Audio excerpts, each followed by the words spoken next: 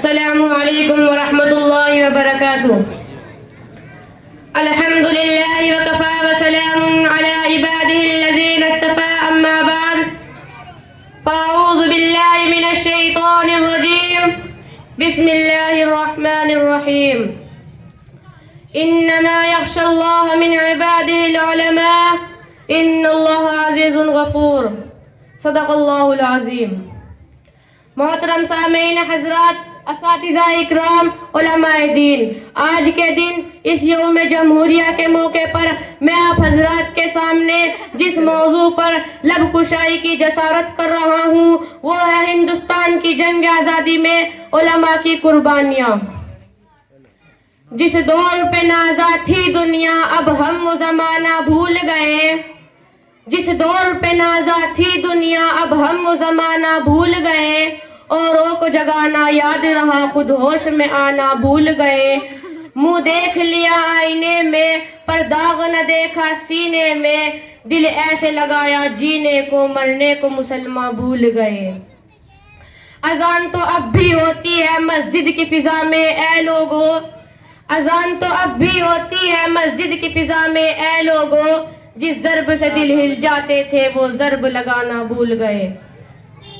حضرات، ہندوستان کی سرزمین پر جب انگریزوں کا ناپاک سایہ پڑا اور وہ اپنے شاطرانہ ایانہ چالوں سے یہاں کے مالک بن بیٹھے، جب باشندگان ہند پر طرح طرح کے ظلم و ستم کے پہاڑ توڑے جانے لگے، جب ہندوستانیوں کو غلام بنایا جانے لگا، جب ہندوستانیوں کو غلام بنایا جانے لگا، جب ہندوستانیوں کا خون ان کے پسینوں سے بھی ارزاں ہونے لگا، تو ایسے نازک وقت میں سب سے پہلے علم بغاوت بلند کیا گیا.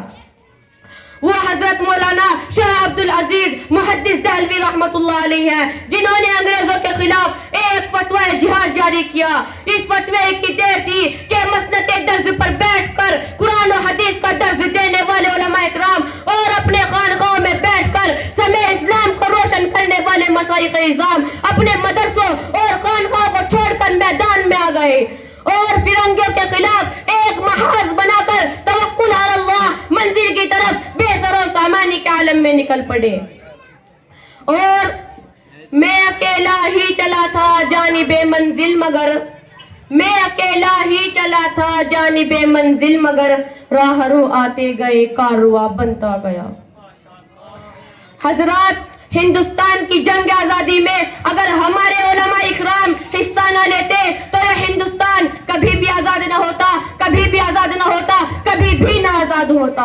اگر یہ سرخیل آزادی نہ ہوتی تو تحریک نہ چلتی، تحریک بالا کوٹ نہ چلتی، تحریک ریشمی رومال نہ چلتی، تحریک خلافت نہ چلتی. ہندوستان چھوڑو، تحریک نہ چلتی، تحریک نہ چلتی، تحریک نہ چلتی.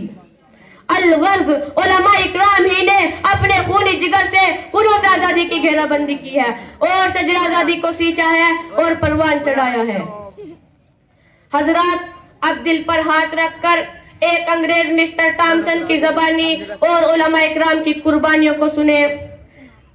حضرات، ٹامسن اپنی یادداشت میں لکھتا ہے کہ سن 1864 سے لے کر سن 1867 تک انگریزوں نے علماء کو ختم کرنے کا فیصلہ کیا. یہ 3 سال ہندوستان کی تاریخ کے سب سے بڑے المناک سال ہے. ان 3 سالوں میں انگریزوں نے 14,000 علماء اکرام کو تختہ دار پر لٹکا دیا. ٹامسن کہتا ہے کہ دلی کے چاندنی چوک سے لے کر خیبر تک کوئی درخت ایسا نہ تھا جس پر علماء کی گردنیں نہ لٹکی ہوئی ہو. ٹامسن کہتا ہے علماء کے جسموں کو تانبے سے داغا گیا. ٹامسن کہتا ہے علماء کو سوروں کی کھال میں بند کر کے جلتے ہوئے انگاروں میں ڈال دیا گیا.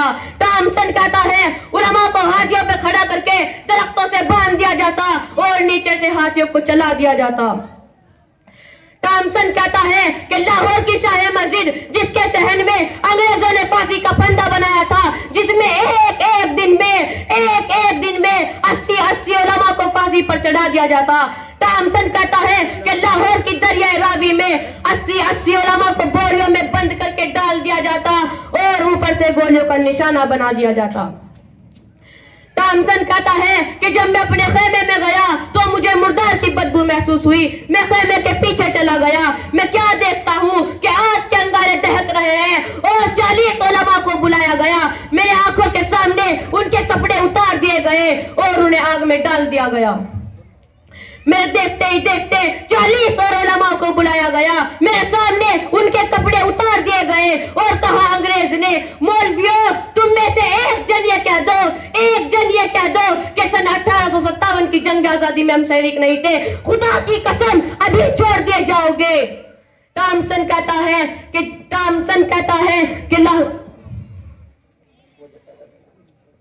ہندوستان علماء دیوبند زندہ باد, علماء دیوبند.